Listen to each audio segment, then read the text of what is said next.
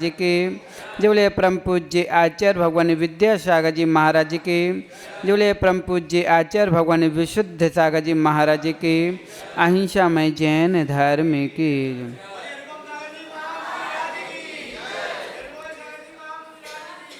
भवात्माओं,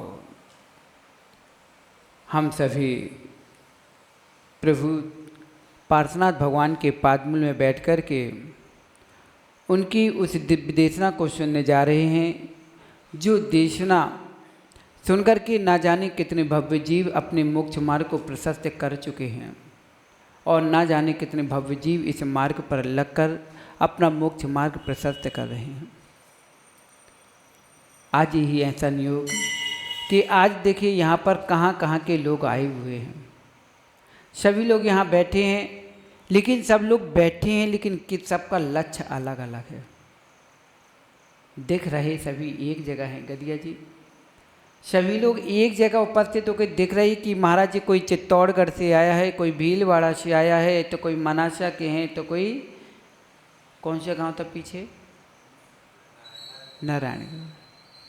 क्यों आए हैं तो गदिया जी, तो कहा जाता है कि कोई लेने यहाँ आए, कोई देखने यहाँ आए। सबका लक्ष्य है। क्यों? कुछ लोग लेने के लिए आए हैं कि महाराज चलिए, कोई कहते कि भाई देखें तो महाराज हैं कैसे, कौन से महाराज हैं, कौन से संघ के महाराज हैं।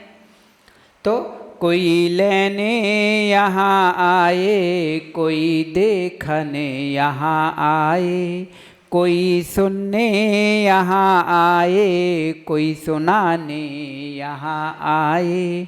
आए हर कोई आकर के यहाँ एक साथ हैं बैठे, सोचो अपने अपने मन से आप किसके लिए आए। कोई लेने यहाँ आए, कोई देखने यहाँ आए। भवात्माओं, यही जगत का खेल है। कोई इस संसार में आकर के देखने के लिए आया है कि चलो देखें तो मनुष्य पर्याय कैसा है। कोई धर्म को सुनने आया है, तो कोई धर्म को सुनाने के लिए यहाँ आए हैं, तो कोई लेने के लिए आया है। सोचिए कि लेने वाले क्या लेने आए हैं। अब आपके मन में चल रहा होगा कि महाराज यहाँ तो भीलवाड़ा वाले आपको लेने आए हैं, चित्तौड़गढ़ वाले आपको लेने आए। मैं इनके लेने की बात नहीं कर रहा हूँ।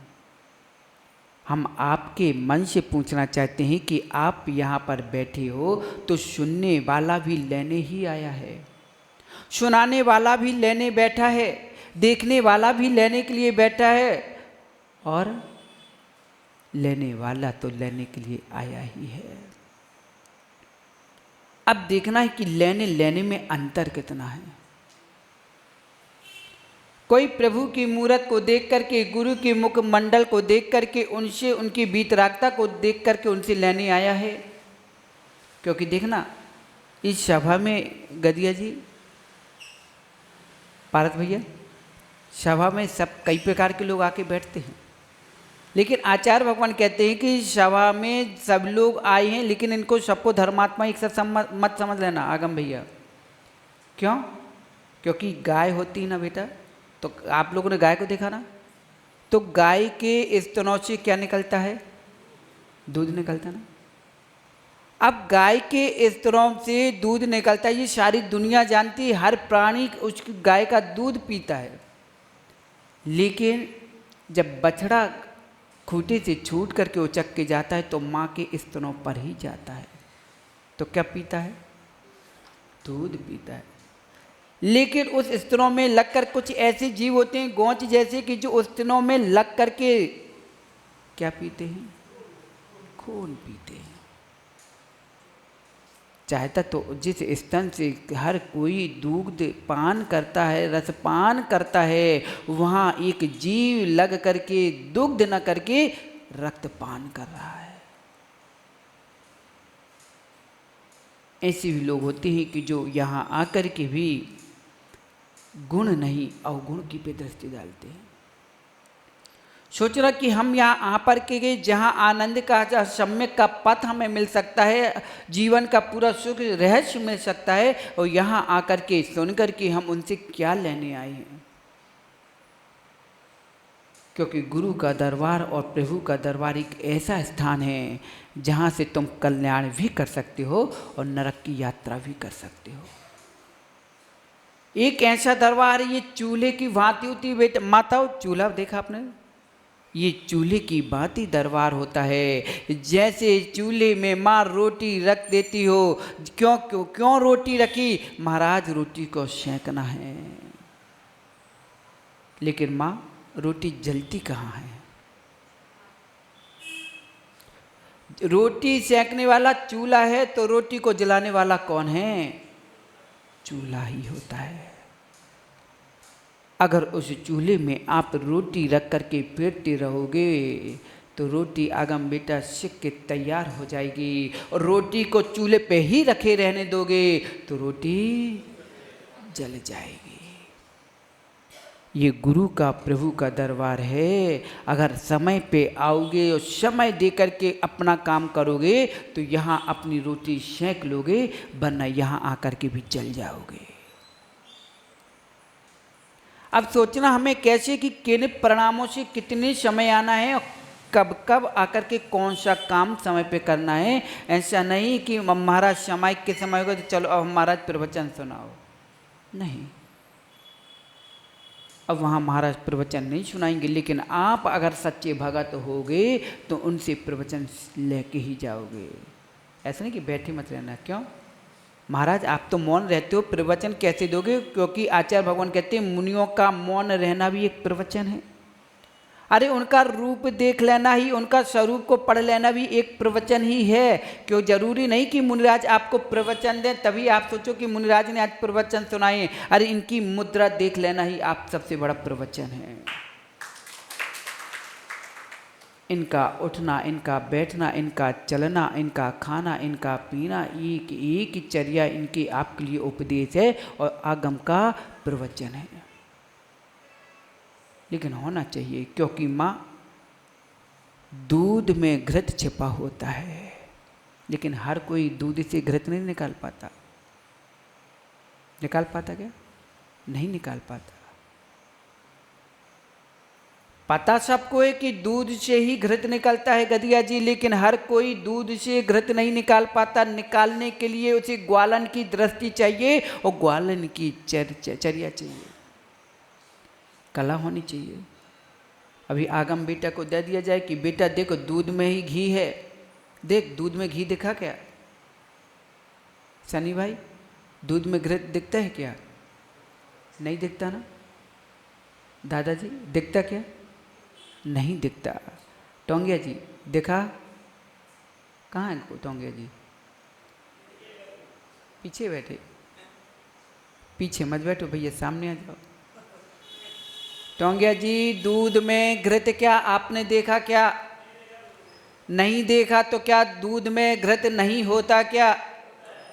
जब होता है और दूध में ही घृत होता है तो चलो दूध में ही पूड़ियाँ सेंक लो, सीख जाएंगी क्या? नहीं सीखेंगे। लेकिन दूध में घृत होता है, लेकिन निकालने की दृष्टि पहली होनी चाहिए। जिसने दूध में घृत देख लिया है माँ, भले ही आपको दिखता नहीं है लेकिन आपको पता है कि घृत किस में है, दुग्ध में ही है। सारी प्रक्रिया करके माँ उस घृत से, दुग्ध से घृत को प्राप्त कर लेती है। ऐसे ही गुरु के और प्रभु के चरणों में आकर के भक्त अपनी आस्था भक्ति से सब कुछ हासिल कर लेता है। सबको मालूम है कि हमारे भगवान वीतरागी हैं। किसी को ना हाथ उठा के आशीर्वाद देते हैं, ना आँख खोल करके किसी को देखते हैं, ना कुछ लेना। कोई कितनी भी भक्ति करे उनसे प्रसन्न नहीं होते, और चाहे कोई 1000 गाली भी दे तो उनसे नाराज नहीं होती। ये सत्य मानना कि हमारी भगवान वीतराग है, ना किसी से लेना ना देना। लेकिन सत्य ये भी मानना, इतना मत मान के बैठ जाना ये तो एक पक्ष हुआ। नहीं तो तुम एक पक्ष मान करके बैठ जाओ तो लोग को मालूम नई पीढ़ी क्या सोचती है गदिया जी आज की। शिखर चंद जी नई पीढ़ी क्या कहती है, जब भगवान कुछ लेते नहीं, देते नहीं, बोलते नहीं, हंसते नहीं, तो इसका मतलब जाएं तो जाएं क्यों? जब कुछ मिलना देना नहीं, ये तो बीतरागी, इनसे क्या लेना देना। इसलिए हमने मंदिर आना बंद कर दिया है। अरे जिनसे लेन देन मिले, जिनसे मुस्कुराए, आशीर्वाद मिले, कुछ बात बने, कुछ बात बिगड़े, तब तो हम उनके पास आना जाना चालू करें। लेकिन सत्य मानना, ये कुछ देते नहीं, लेकिन इनसे सब कुछ मिल जाता है। मालूम आगम बेटा, आज के लोग क्या कहते हैं, नई पीढ़ी के युवा बच्चे, माता पिता कहते जाओ बेटा मंदिर जाए करो, भगवान के दर्शन करो। तो मालूम क्या होता है दर्शन करने से? क्या मिलता है? कुछ मिलता तक तो है नहीं। इनकी भगवान की बार बार घंटों घंटों निहारना, समाइक में इनको निहारते रहना, ध्यान में इनको निहारते हैं, इनके निहारने से होता क्या है? और कई लोग ऐसे बैठे भी होंगे इसी सोच वाले। आगम ऐसी सोच तो नहीं होता है। अगर हो तो बेटा इसका जितने बच्चों के ऐसे प्रश्न हो तो उनसे यही कहना है कि एक बात बताओ कि आप घर में अपने दर्पण देखते हो कि नहीं? खड़े हो जाओ बेटा, आगम खड़े हो जाना। घर में आईना देखते हो क्या? देखते हो? माताओं आप लोग आईना देखते हो क्या? दादाजी, शेखरचंद जी कहाँ गए थे? देखते हो? बका जो महाराज 10 बार देख के आए, क्योंकि यहाँ से कहाँ चित्तौड़गढ़ से बड़े बड़े लोग आए तो थोड़ा बार बार देख के तो आए होगे ना। लेकिन आगम बेटा ये बताओ कि जब तुमने दर्पण में देखा था तो क्या देखने के लिए देखा था? तो जैसे ही दर्पण के सामने गए तो पहले दर्पण को देखा था कि दर्पण में देखा था? दर्पण, डायरेक्ट दर्पण में देखना शुरू हो गया कि पहले दर्पण को देखा था? हैं देखो सोच समझ के बैठना बेटा, तुम हम बहुत इंटेलिजेंट समझते हैं, पढ़े लिखे है ना। क्या देखा? दर्पण को देखा, फिर दर्पण में देखा। तो ये दर्पण में देखना क्यों देखा? नहीं तो ठीक है, उसने तुमको देख लिया, तो दर्पण में देखकर तुमने क्या किया था? हैं क्या? देखो ये हंसी का विषय नहीं, बहुत बड़ा रहस्य माँ। आज की पीढ़ियों के जो लोग ये कहते हैं भगवान के दर्शन करने से क्या होता है, क्यों जाना, बार बार हो तो गया, एक बार देख तो लिया, अब क्या करना रोज के रोज जाना? हफ्ते में एक आध बार कर लिया करेंगे पूजा, एक आध बार कर लिया करेंगे अभिषेक, है ना। लेकिन इसमें रहस्य बेटा, क्या देखा तुमने दर्पण में? खुद को देखा। पीछे पारस जी भैया से पूछो कि पारस भैया जब आप भी निकल के आए तो आपने दर्पण देख के आए क्या? अरे वहाँ तक नहीं बेटा, रास्ते रास्ते में कहाँ रखे भी होंगे जेब में। आजकल तो मोबाइल में सब दर्पण बन गए ना, सीधे खोला देखते हैं 4 बार, है ना। तो ये दर्पण में देख करके तुम्हारे पारस भैया ने दर्पण को साफ किया कि अपना चेहरा साफ किया था? क्यों? मान लो कि इन्होंने दर्पण देखा माँ, और इनको देखा समझ आई कि हमारी मूंछ तिरछी कट रही है तो सीधी काटना, बाल उड़ रहे हैं तो सेट कर लिया, कहीं क्रीम ज़्यादा है, कहीं कालमा लगी उसको साफ करना। तो ये किस में देखा था? दर्पण में। ये बताने वाला कौन था? दर्पण में देखना माँ। अब आगम बेटा ये बताओ कि तुम्हारे दर्पण ने तुम्हारे चेहरे को ये बताया कि तुम्हारे चेहरे में कालमा लगी है, बाल सेट नहीं है, तो दर्पण ने तुम्हारे बाल सेट किए थे क्या? तुम्हारे चेहरे की कालमा मिटाई थी क्या? तुम्हारे चेहरे में पाउडर लगाया था क्या? हैं? जब तुम्हारा दर्पण तुम्हारे बाल सेट करता नहीं, जब तुम्हारा दर्पण तुम्हारी कालमा हटाता नहीं, जब दर्पण तुम्हें गोरा बनाता नहीं, तो फिर दर्पण को देखना क्यों? क्यों देखा दर्पण को? जब दर्पण तुम्हारे लिए कुछ करता ही नहीं, वो तो टंगा है, वो तो कुछ भी नहीं करने वाला है, लेकिन तुमने पहले दर्पण को देखा। कई माताएं ऐसी भी हैं भी, मान लो पूरे मंदिर में कांच कांच की सेट कर दिए सबने, चमका चमचम है ना, कांच वाला मंदिर। तुम धोंक देंगी भगवान को और सीधे थोड़े से टुकड़े में देखेंगे हम कैसे दिख रहे हैं। भगवान नहीं देखते। और मस्तक झुका के घंटों घंटों नीचे मूड बार बार पटकेंगी। देखने वाले का क्या है, कितनी अच्छी भगत है, देखो कई बार प्रणाम कर रही, कितने प्रणाम निर्वाण है। लेकिन पारस जी प्रभावित मत हो जाना, वो भगवान को नहीं निहार रहे, वो भगवान के बगल में लगे दर्पण है ना, उसमें चेहरा निहार रही कि हम कैसे दिख रहे हैं, अच्छा चेहरा दिख रहा है कि नहीं दिख रहा है हमारा। आगम बेटा तो दर्पण ने जब तुम्हारा कुछ किया नहीं तो दर्पण को देखना क्यों, अलग कर दो ना, है?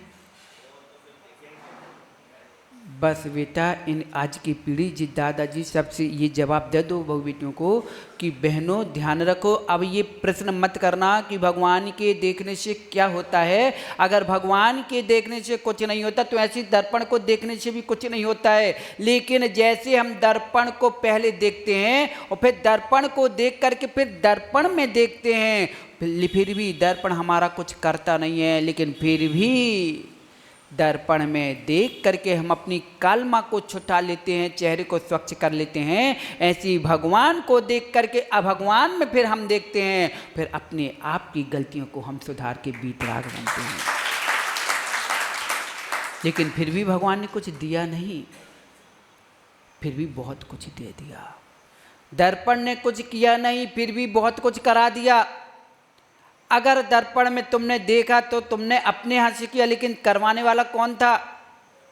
अगर दर्पण नहीं होता तो तुम्हें कैसे पता चलता कि मेरी कालमा लगी है, कि मेरी बाल अच्छे हैं कि नहीं है?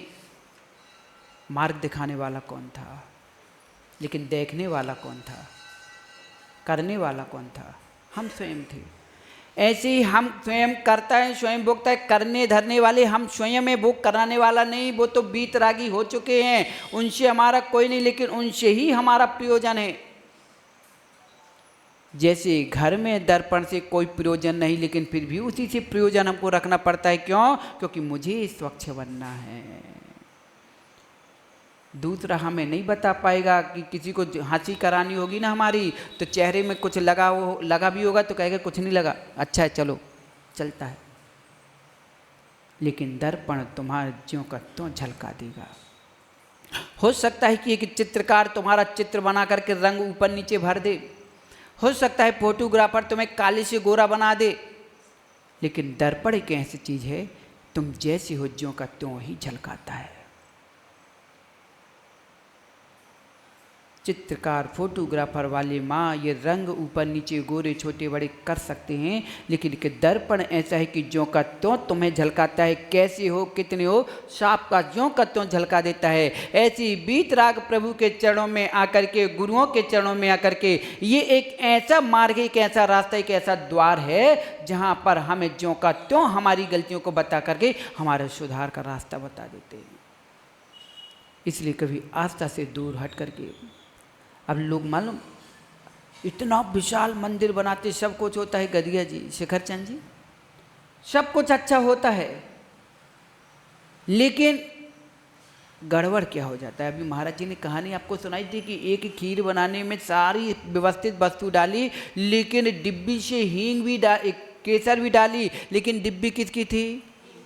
हींग की होने के कारण वो केसर का स्वाद भी कड़वा हो गया।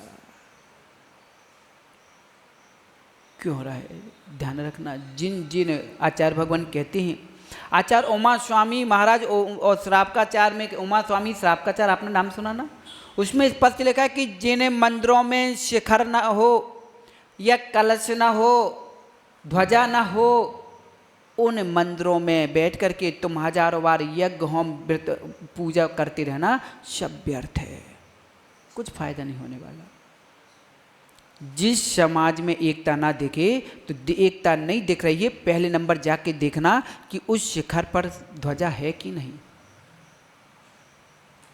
क्यों? आजकल के मंदिरों में क्या स्थायी ध्वजा लगा देते हैं कि महाराज कौन बार बार बदले, कहाँ तक बदलते रहेंगे, इसलिए स्थायी कर दिया। वो स्थायी हुआ झंडा, समझ लेना कि समाज भी हमारी स्थायी हो जाएगी, हमारी समाज की यश कीर्ति भी स्थायी हो जाएगी। क्योंकि पताका जितनी लहराती है उतनी यश कीर्ति जिसने पताका लगाई है उसकी भी यश कीर्ति फैलती है, और उस नगर की समाज वालों की भी यश कीर्ति फहराती है।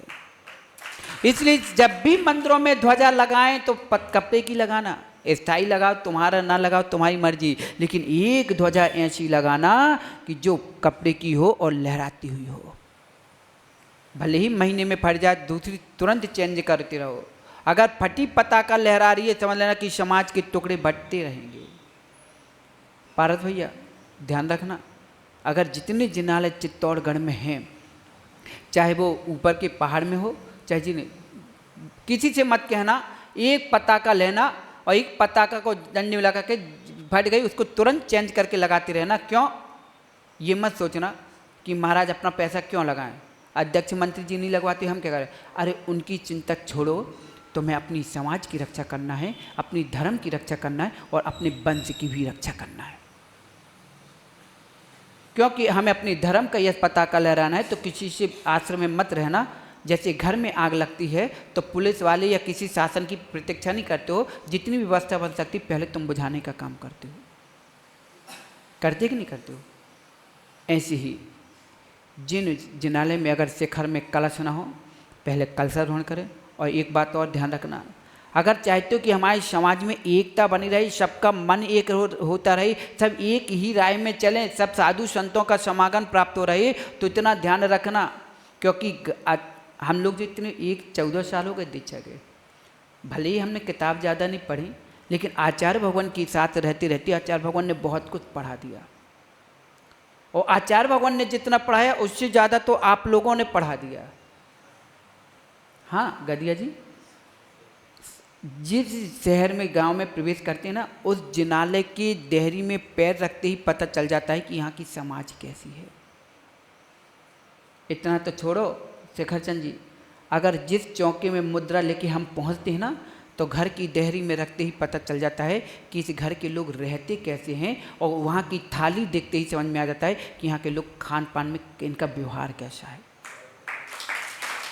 इनका खान पान, इनका व्यवहार कैसा है, सब पता चल जाता है। कैसे चल जाता है? कुछ नहीं, आपके बस लक्षण शास्त्र से। जिस मंदिर के प्रवेश देहरी करते ही पहले दूर से दिख जाता है कि इनका शिखर कैसा है। बड़ी बड़ी बिल्डिंगें चारों ओर खिंची हो, शिखर छोटा दिख रहा हो, समझ लो कि हमारी समाज दबी हुई है। समाज तो है लेकिन सबसे दबी हुई है।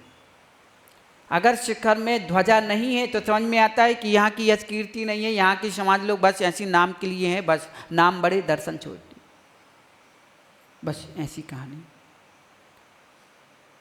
मंदिर में प्रवेश किया और देहरी ही खराब है, और जिनालय की प्रतिमाएं अस्त व्यस्त हैं, चटाइयाँ कहीं और डली हैं, कुर्सियाँ कहीं डली हैं, जिनवाणी अस्त व्यस्त फैली हुई हैं, एक कमरे में टूटी टेबलें डली हैं, कहीं चटाइयाँ फटी डली हैं, कबाड़ सा भरा हुआ है। समझ में आ जाता है कि समाज कैसी। माँ कम से कम इतना काम आप ही कर सकती हो, इतना जिम्मे ले लो कि जब भी हम अपने जिनालय में आएंगे एक पूजा कम करेंगे, लेकिन अपनी माँ जिनवाणी माँ को व्यवस्थित रखेंगे, क्योंकि सब में ज़्यादा पूजा पाठ करने वाली तो आप ही हो ना। जब भी पूजा करो टेबल व्यवस्थित लगाओ, पूजा करने के बाद तुरंत अपने हाथ से साफ करो और टेबलें व्यवस्थित रखो। टूट गई टेबलें ऐसे छोड़ के चले गए, माली आए उसने फटाफट पटक पटक के रख दी, पता चली साल भर चलने वाली 6 महीने में टूट गई। पूजा की चलते हुए नहीं, माली झाड़ू लगाता रहेगा, पता चला कि सुबेरे की झाड़ू शाम तक लग रही, वो द्रव्य पैरों पैरों में, मांगलिक द्रव्य जिसको हमने अच्छे से चढ़ाई थी वो द्रव्य पैरों में लौंदी जा रही है। अब बताओ कि तुम्हारी मांगलिक द्रव्य जब पैरों से अपमानित होगी तो तुम्हें कितना पुण्य लगेगा। उसके साथ कितनी चींटियां आ रही हैं खाने के लिए, कितनी चींटियां अलग गई, कितने लोग आए चींटियों में पैर भी रखते हुए मारते चले गए। बताओ कि अब तुम्हारी समाज में कैसे परिणाम हो गए। वेदी में जहाँ जिनालय में श्री जी विराजमान हो, पहले श्री जी के ऊपर 3 छत्र होना चाहिए, 1 2 नहीं, कितने। मूल नायक के ऊपर ही एक सिंगल रखा है तो मतलब समझ लो कि क्या होने वाला है। इसलिए मूल नायक के ऊपर अगर आपको अपनी समाज का, हम धमका नहीं रहे, डरा भी नहीं रहे, ये नहीं कहना कि डरा के जा रहे हैं, हम डरा नहीं, जो सत्य है सत्य को बोल के जा रहे हैं। क्योंकि हम आपकी रक्षा है तो हमारी रक्षा है, और हमारी और प्रभु की रक्षा है तो सबकी रक्षा है। क्योंकि ना धर्मो धार्मिक के बिना, जब आप नहीं रहोगे तो हम कहाँ रहेंगे, जब हम नहीं रहेंगे तो आप कहाँ बचोगे।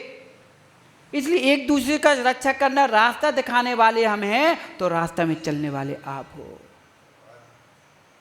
इसलिए शेखरचंद जी, ऐसा नहीं हो कि शिखर तो बनवा दिया मंदिर का, लेकिन चारों ओर पानी भरा है, काई जम रही है, जीव जंतु पड़ रहे हैं, पानी धीरे रिश्ते रिश्ते भगवान तक टपकना चालू हो जाए, उससे पहले उसकी मरम्मत करा दो। क्यों? भगवान की रक्षा के साथ साथ हम अपनी समाज की भी रक्षा करनी है। समाज की रक्षा करना है। आपने इतने बड़े धर्म मंदिर बनाया तो कम से कम इतना और पुरुषार्थ कर लो कि एक बड़ा हॉल बना करके उसमें 3 कमरे ऐसे बना लो, साधु संत आए तो उनके कम से कम शौचालय की व्यवस्था कर लो। क्यों? जब व्यवस्था नहीं हो, क्यों बेटा, आप अपने रिश्तेदारों के यहाँ जाते हो ना, खड़े हो जाओ, क्या नाम, जाते हो? अगर वहाँ पर व्यक्ति प्रेम से बोलने वाला मिल जाए और तुम्हें सोने के लिए अच्छी जगह मिल जाए और खाने के लिए अच्छा भोजन मिले और सारी सुविधाएं वहाँ मिले, तो बताओ वहाँ से आने का मन कब होता है? तुरंत कि कुछ दिन रुकने का मन होता है? करता है ना माँ, करता कि नहीं करता? और जहाँ व्यवस्था ना मिले, कोई प्रेम से बोलने वाला ना मिले, ढंग से खिलाने वाला ना मिले और लघु संगत शौचालय की तुम्हें दिक्कत जा रही हो, तो बताओ सवेरे के रिश्ते आते और रात को वापस चले जाते कि भैया निकल चलो, होता ना? और जब सारी सुविधाएं होती हैं तो एक दिन मन लगा के आता है तो हफ्तों रुक के चला जाता है, माहौल ही बदल जाता है। ऐसे ही शेखर चंद जी, ऐसी व्यवस्था बनाओ कि साधु एक दिन के लिए आए और फिर चतुर्मास करके चला जाए, उसके मन जाने का हो ही ना करे। अगर वो सोचे आप श्रीफल चढ़ाओ या ना चढ़ाओ, बस अपनी भक्ति इतनी दिखाओ, अच्छे आहार चर्या कराओ, इतनी सेवा करो कि उनके आए एक दिन के लिए और रुक के चले जाएं। हमारे प्रसन्न सागर जी महाराज बता रहे थे, महाराज हम तो 2 दिन के लिए गए थे मानासा। कितने दिन के लिए आए थे और कितने दिन रुक के गए? 20-25 दिन रुक के चले गए। क्यों? अगर ये भक्ति नहीं होती, आस्था नहीं होती, सेवा भगत नहीं होती, तो वो भी साधु आके चले जाते। लेकिन अब और इतना सा पुरुषार्थ करना है शेखर चंद जी, जितनी आपकी कमेटी अध्यक्ष मंत्री, हम कोई किसी अध्यक्ष मंत्री का नाम नहीं लेंगे, यहाँ सब अध्यक्ष सभी मंत्री हैं, ठीक है ना? लेकिन हमें काम एकजुट होकर करना है। युवाओं, अगर हम रोज श्री जी की अच्छी पूजा प्रक्षाल और मंदिर को चमचमाते हुए रखेंगे, अस्त व्यस्त ऐसे कोई सामान वस्तु डाला उसको व्यवस्थित करें। और अध्यक्ष जी, जितने भी अपने मंदिर का परिसर है, यहाँ पे यहाँ का एक भी टूटी कुर्सी भी है तो उसको बाहर करना, लेकिन इस मंदिर के परिसर में कहीं भी मत रखना। जितना कबाड़ कचरा है, टूटी थाली है माँ, टूटे बर्तन फूट गए हैं जो अलग करो। और जिनालय में, पारस भैया आपके यहाँ भी हम बता के आए थे माँ, जिनालय में जो छन्ना होता है ना प्रक्षालन का, क्या बोलते हैं, अंगोछी, क्या बोलते हैं उसको, अंगोछी। अगर वो माँ आपके घर में भी कपड़ा होते ना, तो आप क्या करते हो कि गंदे कपड़े कितने दिन पहनते हो, और गंदी तौलिया तो कितने दिन पहुँचती रहती है शरीर को अपने, पहुँचती हो गया, पहुँचने का मन होता क्या? नहीं होता। अब सोचो कि हमारे 3 लोग के नाथ प्रभु के कपड़े प्रक्षालन किए, काले हो गए, चित्रे पितरे होने लगे, फिर भी उसी से भगवान का मार्जन चल रहा है। ये वास्तु बता रहे हैं, ये हम तुम्हें वो नहीं कह रहे कि आप कपड़े, हम तो हकीकत बता रहे हैं कि जितने कपड़े मैले कुचेले से भगवान को पहुँचोगे, चित्रे पितरे कपड़ों से पहुँचोगे, वैसी तुम्हारी समाज चित्री पितरी रहेगी और तुम्हारा मन दूषित बना रहेगा। शुद्ध कपड़ों से, हम नहीं बोल रहे, जिनको मिलना हमसे मिल लेना, हम उमा स्वामी श्रावकाचार आपको पढ़ा देंगे। मैले कुचेले कपड़े से कभी भगवान की पूजा प्रक्षालन मत करना। माँ आप इसकी जिम्मेदारी ले लो, एक साड़ी साल में कम खरीदना, महीने में 15 दिन में जब देख लो कि यहाँ मंदिर का ये वाला कपड़ा गंदा हो चुका है, उस कपड़े को अपने घर लाना और उसके नाप का एक छन्ना नया तुरंत मंदिर में टांग देना। अब आप ये कहोगे कि महाराज ये पुराने कपड़ों का हम क्या करेंगे, कुछ दिन तो ठीक है, फिर तो ढेर लग जाएंगे घर में। अरे माँ, जब भगवान के मस्तक में डला हुआ जल की बूंद गंधोदक बन के हमारे कर्मों का क्षय कर सकता है, तो भगवान से स्पर्शित वह वस्त्र भी तुम्हारे रोगों को दूर कर सकता है। आप उन वस्त्रों को रखते चलिए, उनसे भी आपके रोग शोक दूर होंगे। जब भी कोई बीमारी है, उस छन्ने में जिसको तेज बुखार आ जाए, उसी छन्ने को आप अपने मस्तक में रखो, आपका ताप दूर हो जाएगा। लेकिन होना चाहिए आस्था, नहीं तो क्या, जल की बूंद है, वही कुआं का पानी तो है जो लोटे में आप भरे थे, लेकिन भगवान से स्पर्श होते हुए गंधोदक तो बन गया, कर्मों का क्षय का कारण बन गया, 700 कोड़ियों का रोग दूर हो गया। क्या लोग कोड़ी नहाते नहीं थे क्या? उसी कुएं के जल से उन्होंने खूब स्नान किया, लेकिन रोग दूर हुआ क्या गदिया जी? नहीं हुआ। लेकिन उसी कुएं के जल को एक कलश लेकर के मैना रानी ने भगवान के ऊपर ढाला और उसी का गंध, वही जल उनके ऊपर एक एक बूंद छिड़क दी तो 700 कुड़ियों का रोग दूर हो गया। जल तो वही था, लेकिन प्रभु जी से स्पर्शित होकर के जब जल में असर आ सकता है माँ, तो कपड़े में क्यों नहीं आ सकता। अब छन्नी को करिए और स्वयं के वस्त्र साफ से साफ होना चाहिए। टूटे फूटे बर्तनों से जो भी पूजा करे, टूटे हुए बर्तन, टूटे हुए द्रव्य, फटे हुए वस्त्र, इनसे पहन करके या रख करके कभी पूजा पाठ मत करना। और जो ऐसा कर रहे हैं सुधार कर लें, नहीं तो हमसे कहने मत आना। ये सब दरिद्रता की निशानी है, दरिद्रता आने के लक्षण हैं। आज के युवा नई पीढ़ी देखो, गदिया जी, शिखाचंद जी, नाती पोते नहीं मानते। महाराज खूब तो समझा लिया, अभी फटी पैंट, पहले पैंट फट जाता तो शर्म की मारी कोई देख ना ले कि कैसा फकीर है कि देखो फटे कपड़े पहनता है। वो आजकल के बच्चे तो जानबूझ के क्यों आगम पहनते तो नहीं, यहाँ से तक ठिगरा लगा है ना। महाराज फैशन है, फैशन नहीं है बेटा। जो ऐसा कर रहे हैं ना, उनकी स्थिति जाके देख लेना। पति पत्नी दोनों लाखों का पैकेज कमा रहे हैं, लेकिन उस प्रकार के वस्त्र पहन रहे हैं, तो उनकी दशा क्या होती है कि लाखों लाखों कमाने वाले के पैसे नहीं समारे कि कहाँ खर्चा मुड़ जाते पता नहीं, है ना। पैसा समाएगा नहीं, क्यों? क्योंकि फटे कपड़े पहनना दरिद्रता को निमंत्रण देना है। हम त्याग नहीं कराएंगे, क्योंकि मुझ में इतनी ताकत नहीं है गदिया जी, पारद भैया, कि हम किसी को कुछ त्याग दे सकें। हम में त्याग करने की ताकत है, लेकिन किसी की त्याग कराने की ताकत नहीं हमारे अंदर। हम तो रास्ता दिखाएंगे, त्याग करने की ताकत आपको अपनी लानी पड़ेगी। ये लक्षण शास्त्र हैं। किसी से मत कहना जो फटे कपड़े पहनते हुए दिख जाएं, और एक बार समझाना, बेटा क्यों गरीबी को निमंत्रण दे रहे हो? पुण्य के योग से जैन कुल में जन्म लिया, उत्तम श्रावक के घर में जन्म लिया, और ये वस्त्र पहन करके क्यों गरीबी को निमंत्रण देने जा रहे हो? बड़े बड़े बाल रखाना, नाक कान छिदा के रखना, युवा ध्यान रखना। आचार्य भगवान कहते हैं स्पष्ट प्रमाण पत्र तैयार दिख रहा है कि किसका? या तो ये तो नरकों से आए, नारी पर्याय से आया है, या तो नारी पर्याय में जाने का प्रैक्टिस कर रहा है। क्यों? लंबे बाल किसको रखाने के शौक होते हैं? कान छिदाने, नाक छिदाने के किसकी शौक होती हैं? स्त्रियों की। और जो पुरुष स्त्रियों जैसे बड़े बड़े बाल रखा रहे हैं, कान छिदा रहे हैं, बस उनसे कहना या तो पूर्व के संस्कार हैं, नारी पर्याय से आए हो तो आदत छूट नहीं पा रही है इसलिए शौक दौड़ रही है, या तो उसमें जाने की तैयारी कर रहे हो। एक सैनिक को देखा ना अगम बेटा, सैनिक जिसको सैनिक में भर्ती होना पड़ता है ना, तो पहले से दौड़ना शुरू कर देता है, प्रैक्टिस करता है। क्यों? उसे सैनिक में भर्ती होना है। दौड़ता कि नहीं दौड़ता? और जो सैनिक से रिटायर हो चुका है तो वो भी दौड़ता मिलता है। क्यों? क्योंकि वो सैनिक से निकल के आया है। तो इससे क्या होता है, आप देख लेना, जितने लोग बड़े बड़े बाल रखाएं, नाखून रखाएं, लड़कियों से लड़ने की आदत करें, महिलाओं से लड़ने की बात करें, उनके बीच में बैठने के उनके भाव हो रहे हैं, उनके साथ रहने की आदत हो रही, समझ लेना बस कहाँ से आया है, कहाँ जाने की तैयारी है। हाँ, आजकल के बच्चे भाई बड़े फैशन में, लेकिन ध्यान रखना माँ, ऐसी शौक मत करना कि जो शौक तुम्हें शोक में डाल दे। माता, ऐसी शौक मत करना कि जो तुम्हें ही शोक में डाल दे। इतनी शौक करो कि तुम्हें कभी शोक में न पड़ना पड़े।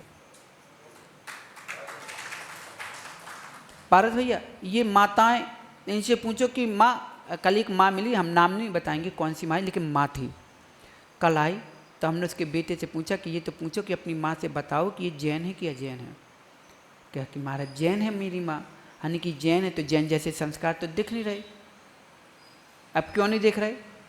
माँ, आप कितने वर्षों से पूजा कर रही हो ये बताओ? पूजा करते हुए कितने दिन हुए आपको? हो गए ना, बचपन से माँ ने संस्कार दी तो पूजा तो करती आ रही हो, रोज मंदिर तो आ ही रही हो, है ना? बहनों, जितनी लोग ये सब बैठी हैं माताएं, माँ आपसे एक प्रश्न है हमारा कि क्या आप नैन पॉलिश और लिपस्टिक लगा के मुनिराज को हार दे सकती हो? क्या दे सकती हो? क्या देना चाहिए? क्या? अरे शौक है ना, देखना चाहिए। वहाँ भी हम भी अच्छे स्टैंडर्ड घर के हैं, नाखून, हमारा चेहरा चमकता है तो नाखून भी चमकते हुए दिखना चाहिए, दांत चमकते हुए होना चाहिए। तो नैन पॉलिश लगा के आहार देना चाहिए क्या? नहीं देना चाहिए ना। लेकिन अगर हम देंगे, महाराज जी से छिपा के देंगे, तो बताओ उसका हमें पुण्य मिलेगा कि पाप? सुनना दादाजी, युवाओं ध्यान से सुनना, माता क्या बोल रही है। पुण्य होगा कि पाप? क्या आहार दान देने से पाप होगा कि इस अवस्था में आहार दोगी तब पाप होगा?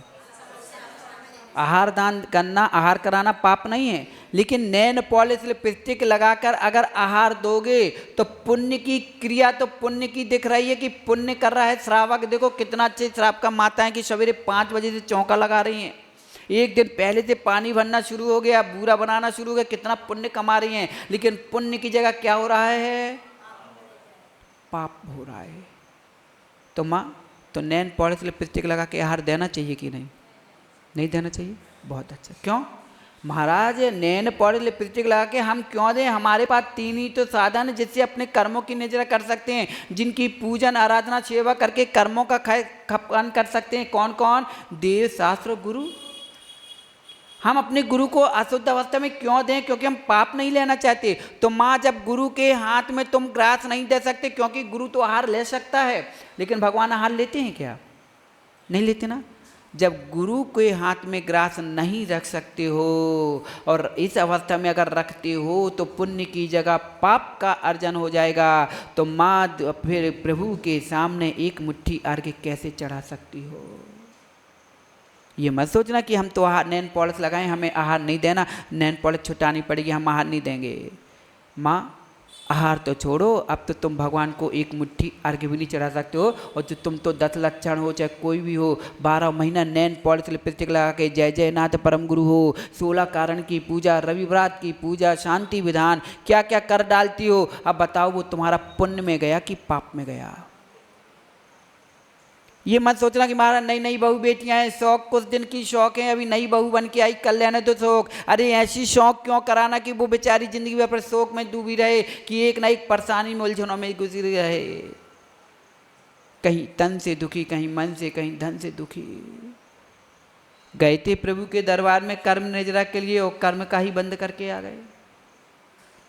जब तुम गुरु के हाथ में ग्रास नहीं दे सकते, गधिया जी, माताओं से बोल देना, गुरु को हाथ में आहार नहीं दे सकती हो, प्रभु को अर्घ नहीं चढ़ा सकती हो, तो फिर माँ जिनवाणी भी हाथ में नहीं ले सकती हो। अगर नैन पॉलिश लिपस्टिक लगा के आप बड़ी शौक से जिनवाणी में पढ़ रहे हो ना, कि लोगों को पता चलना चाहिए कि फलाने घर की बहू बेटी देखो कितना स्वाध्याय करती है, करा रही है, जो ऐसा कर रहे हैं बिल्कुल अज्ञानता बस शोक में डूबने वाली क्रियाएं कर रहे हैं। इसलिए माताओं, जब भी जिनालय में प्रवेश करो, मात्र जल रख दिया, बच्चों को संस्कार ये बेटा मंदिर में जाना हाथ पैर धो के जाना, सिखाते कि नहीं सिखाते? तो माँ, पैर में गंदगी ना रह जाए, पैर हाथ धो के जाना, क्योंकि भगवान के दरबार में जा रहे, पूजा करने जा रहे हैं, दर्शन करने जा रहे हैं, इसलिए शुद्ध होके जाना चाहिए। लेकिन तुम्हारी जो नैन पॉलिश लगी है, इसको शुद्ध करके ले जाओगी क्या? अब बताओ, आप तो मंदिर के प्रवेश करने लायक भी नहीं बचे। और जिनकी शौक के पीछे हम 3 लोग के नाथ के दर्शन करने से वंचित हो जाएं, उनको अर्घ चढ़ाने से वंचित रह जाएं, जिनवाणी पढ़ने से वंचित हो जाएं, और ये चलते फिरते धरती के देवता महातपस्वी संतों को आहार देने से वंचित रह जाएं, तो फिर बताओ ये श्रावक कुल किस काम का? किस काम का हमारा जैन धर्म का पाना? कहीं ऐसा तो नहीं कि हमें हीरे की खान में आकर के कंकड़ बन के ही फेंके जा रहे हों। अनुराग बेटा, शादी हो गई? शादी हो गई बेटा? अनुराग, ये क्या नाम? आगम? नहीं बेटा, देवी आई तो उससे पहले बोल देना कि हम उस कुल में जन्म हमने लिया है जिस कुल में हम अपने कर्मों का खपन कर सकते हैं। भले ही हम श्रवण नहीं बन पाए, लेकिन एक उच्च श्रावक बन करके, एक श्रावका बन करके अपने कर्मों की साधना आराधना करके कर्मों की निजरा कर सकते हैं। लेकिन ऐसी शौक मत कराना उससे कि आगे चल के शोक में जीना पड़े।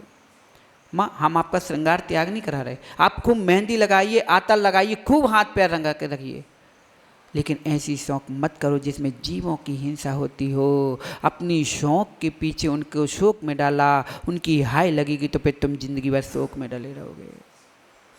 इसलिए कर्म में हमने क्या बोला था?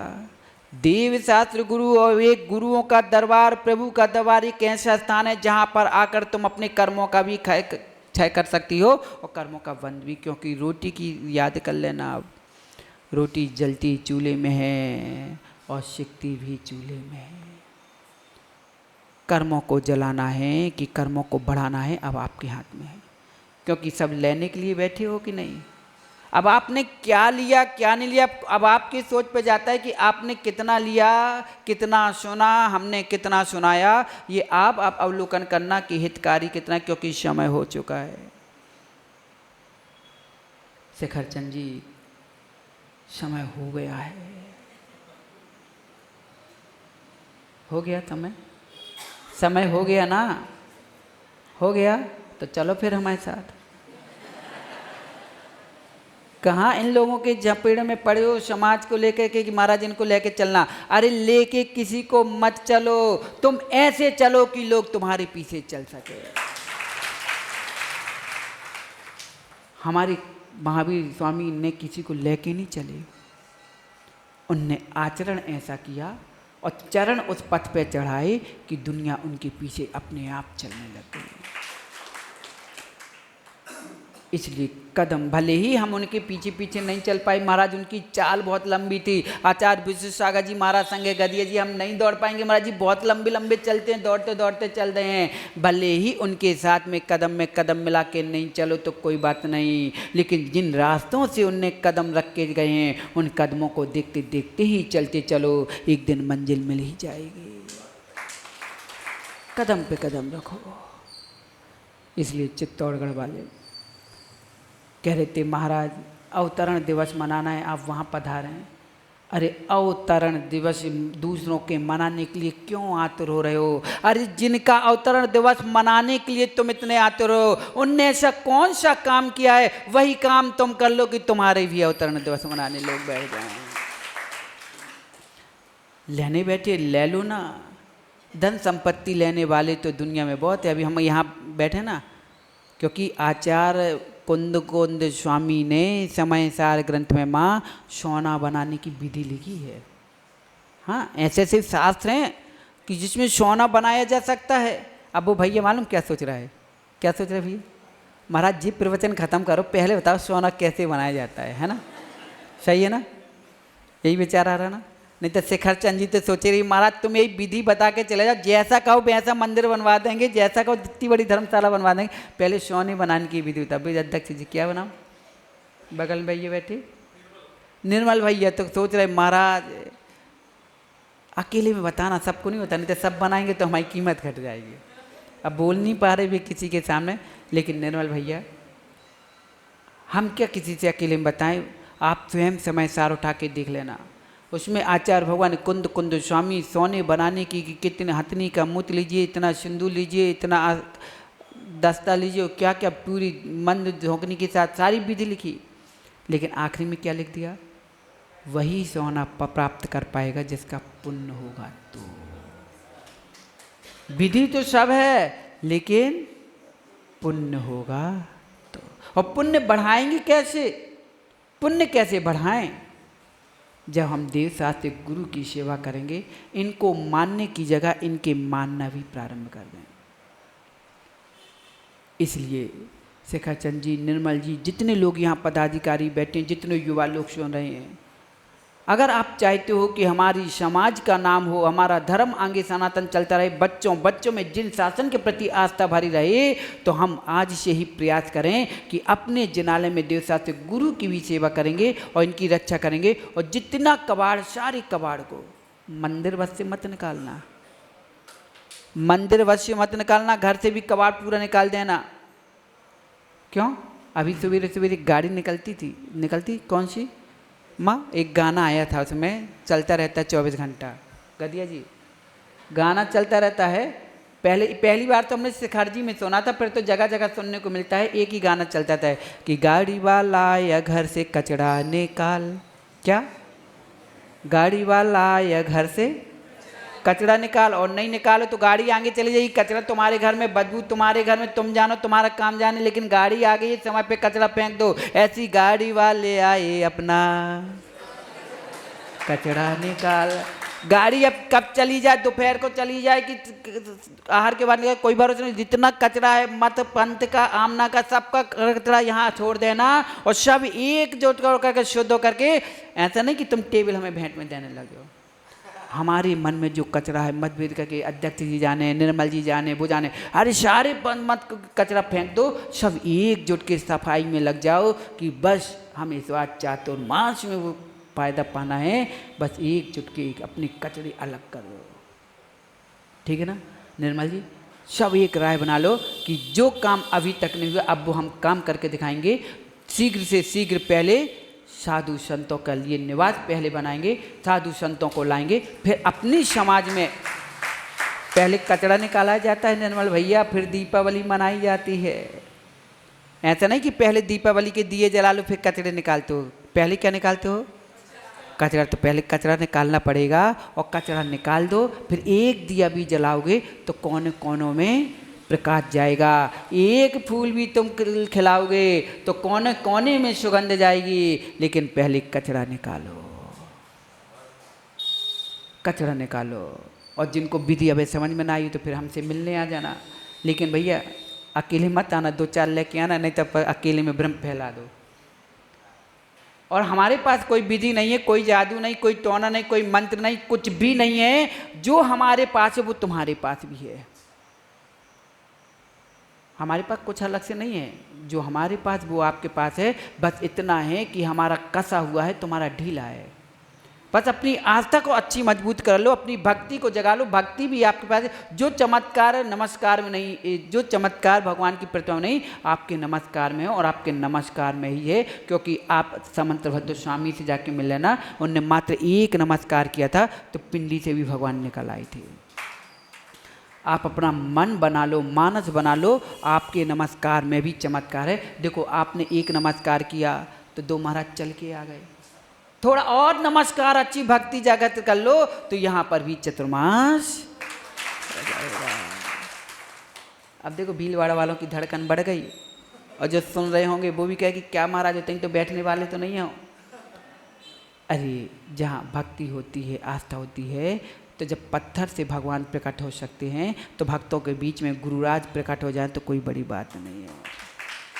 इसलिए निर्मल जी अपने बच्चों को लेकर चलो, पुनः दोपहर में चर्चा करें, क्योंकि समय हो गया। समय पे किया हुआ काम ही समय को समय तक पहुंचाता है। माताओं, हमने किसी की नैन पॉलिश लिपस्टिक त्याग नहीं कराई। अगर अपनी क्रियाओं के माध्यम से पुण्य कमाना है तो ऐसी क्रिया करो कि ताकि हम एक भी पूजा चढ़ाएं, एक भी मुट्ठी अर्घ चढ़ा, भले ही पूजा नहीं कर पाए, अगर एक मुट्ठी द्रव्य चढ़ा के हम मुंह पटक के गए भी हैं तो कम से कम एक मुट्ठी चढ़ाई हुई द्रव्य का फल तो हमें मिल जाए, उल्टा फल ना मिले। इसलिए आप अपना विचार कर लेना, ठीक है ना। हमने तो क्या दिखाया है? रास्ता। और हम लोग कौन हैं? गाड़ी वाले हैं। अपना कचरा निकाल देना। जिसको जिसके मन में कचरा जिस प्रकार का भरा हो, आदतों का, व्यसनों का, किसी भी प्रकार का सारा कचरा यहाँ फेंक दो। गाड़ी जाए उससे पहले गाड़ी में कचरा चला जाए, हम स्वच्छ, हमारा मंदिर, हमारी समाज, हमारा परिवार स्वच्छ हो जाए, ताकि हमारे यहाँ मुनिराज आते ही ना रहें, बल्कि हमारे बीच से मुनिराज बन के निकलना शुरू हो जाए। गदिया जी, कब तक दूर के गुलदस्तों को बाग से तोड़ तोड़ के गुलदस्ते अपने सजाते रहोगे? कभी अपने घर में भी तो फूल खिलाने की आदत डालो कि हमारे यहाँ भी गुलदस्ते बन जाएं और हमारे यहाँ के फूल भी देश विदेश जाने लग जाएं। अगर रूर ग्राम के, सदगला गांव के, पथरिया ग्राम के लोगों ने विचार माता पिता ने ना किया होता तो वो फूल की सुगंध आज हमें कहाँ से मिलती? नहीं मिल पाती। ऐसे अपने गांव में अपनी भक्ति ऐसा करो माँ। अभी तरस रहे कि महाराज एक मुनिराज कोई मिल जाए, कोई महाराज ही नहीं आते। अरे एक ऐसे मुनिराज को जन्म दो, लेकिन जन्म कब दे पाओगे? जब आपके पास संस्कार अच्छे होंगे। महाराज बता रहे थे संस्कार अच्छे होंगे। अब नैन पॉलिश लगाओगी, लिपस्टिक लगा के पूजा करोगी तो तुम्हारे यहाँ रामचंद्र जी थोड़ी जन्म लेंगे। ना आपके यहाँ विद्यासागर जन्म लेंगे, ना आचार्य विशुद्ध सागर जन्म लेंगे, ना विराग सागर लेंगे। आपके यहाँ तो कंस और रावण जैसे और शकुनी जैसे मामा पैदा होते रहेंगे।